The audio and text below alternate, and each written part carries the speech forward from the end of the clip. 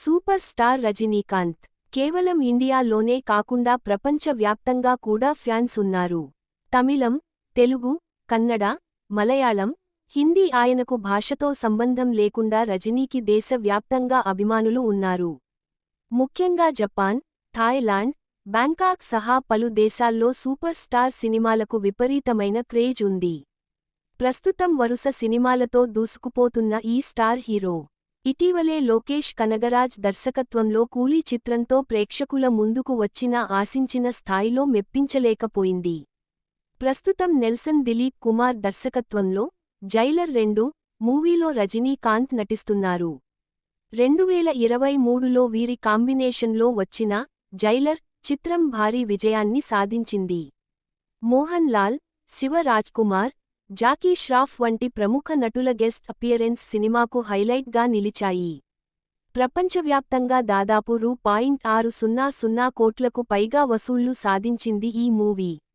దాంతో వరుస ఫ్లాపులతో ఉన్న సూపర్ స్టార్ మళ్లీ తన స్టామినా ఏంటో నిరూపించుకున్నారు. దీంతో సీక్వెల్గా రాబోతున్న ఈ చిత్రంపై భారీ అంచనాలు నెలకొన్నాయి. అయితే ఈ సీక్వెల్లో మోహన్ లాల్, శివ రాజ్కుమార్ పాత్రలతో పాటు మరో తెలుగు స్టార్ హీరో కూడా కీలక క్యామియో రోల్ చేయనున్నట్లు వార్తలు వచ్చాయి. ఈ పాత్రలో టాలీవుడ్ స్టార్ నందమూరి బాలకృష్ణ నటించనున్నారన్న ప్రచారం సినీ వర్గాల్లో బాగా వినిపించింది.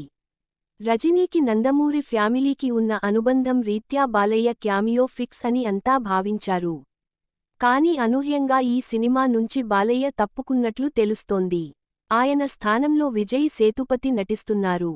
ఇక ఇప్పుడు ఈ చిత్రంలో బాలీవుడ్ స్టార్ హీరో కూడా నటించనున్నారని గుసగుసలు వినిపిస్తున్నాయి.